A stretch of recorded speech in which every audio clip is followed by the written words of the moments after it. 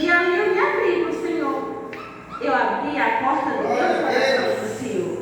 Ali eu falei, e foi uma oração que para mim era uma oração que foi uma oração simples para mim, mas para Deus foi a oportunidade que Ele queria e que Ele me deu. E eu peguei, e eu fiz essa oração aqui. Senhor, chora porque eu estava aquele louvor lá. Senhor, sozinha eu não consigo. Afaste de mim tudo que me afasta de ti. Foi essa oração que eu nunca me esqueci. Nunca me esqueci dessa oração. E desde então, eu saí de lá, desde então, eu saí de lá uma outra pessoa, mas eu nem me toquei. Fui me tocar depois do tempo. Que eu percebi. Aleluia, Jesus. O saúde da amada igreja, Pai do Senhor, amém? Já estava com um pouco de saudade, né? Glória a Deus. Realmente que a gente olha o Senhor, realmente é muito bom, né? Mas também eu tenho uma responsabilidade, até mesmo para a gente poder se locomover de um lugar para outro, gera custo, não é fácil, mas quando o nosso Deus nos chama para fazer a obra dele, isso é gratificante demais, irmãos. Né? Eu quero agradecer a Deus pelo que tem feito na minha vida. Sei que não é fácil. Quero deixar uma palavra para os irmãos nessa noite, que ela se encontra no Evangelho de Lucas. No Evangelho de Lucas, capítulo 10 deste livro. É uma passagem que quase ninguém lê. É difícil a pessoa pregar essa passagem, mas é uma passagem que nos fortalece a nossa intimidade com Deus, que nos faz refletir como é importante a gente ser amigo de Deus, né? A gente poder receber alguém na nossa casa, alguém de Deus, né? Que é a prioridade.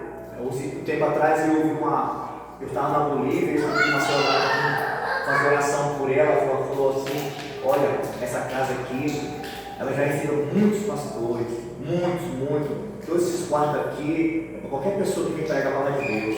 É uma casa grande, muito bonita, eu admirei a palavra dela. Amém? Amém. No Evangelho de Lucas, capítulo 10, o versículo 38 em diante, vai falar sobre Marta e Maria, essas duas irmãs, né? Nós sabemos que, eu acho que Jesus entrou mais de duas vezes, muito mais na casa de Marta e Maria do que em qualquer outra casa.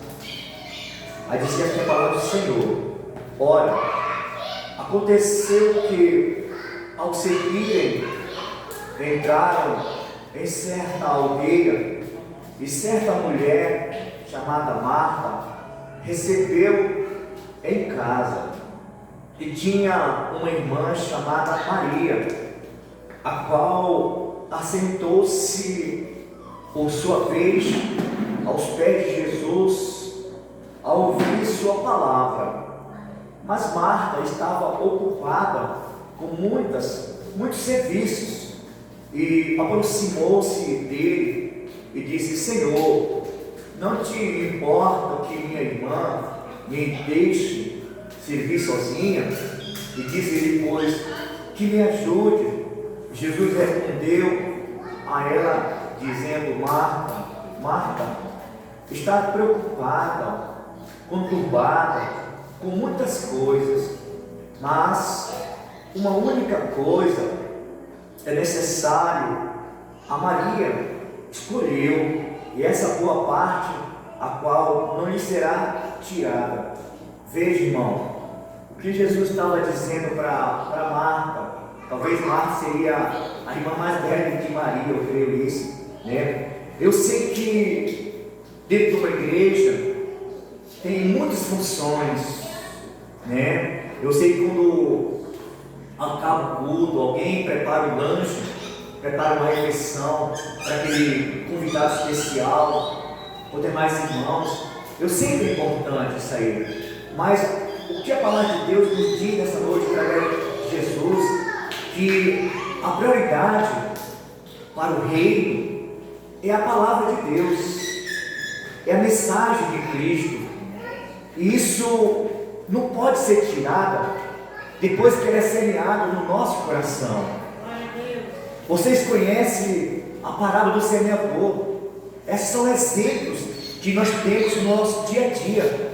Mas Jesus estava dizendo para Marta: Marta, deixa os afazeres de casa para outro dia, porque outro dia você pode fazer, mas agora a minha presença ela é única, a minha presença é importante, porque eu vou tratar algo não de mim, mas algo que o meu Pai determinou que eu falasse a vocês aqui nesta casa.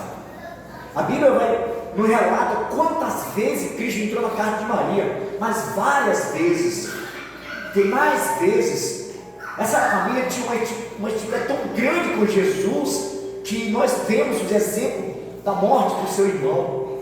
Mas eu quero dizer para você nessa noite, amada igreja, que nós temos que dar prioridade ao reino de Deus.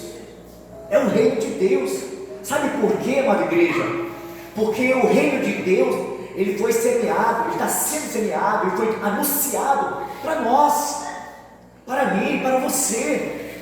E nós sabemos que Satanás, ele vem falar, ele tem tudo para arrancar a boa semente do nosso coração. O Evangelho tem que produzir fruto dentro da nossa alma. Mas quando nós desejamos que a palavra de Cristo, o ensinamento de Cristo penetre no nosso coração, na nossa alma, nós temos que ter a atitude de Maria, aceitar os pés de Jesus, ou vir para a igreja, ou participar do estudo, ou participar das reuniões, contribuir para o trabalho do reino. E é dessa maneira que a palavra nos ensina nessa noite.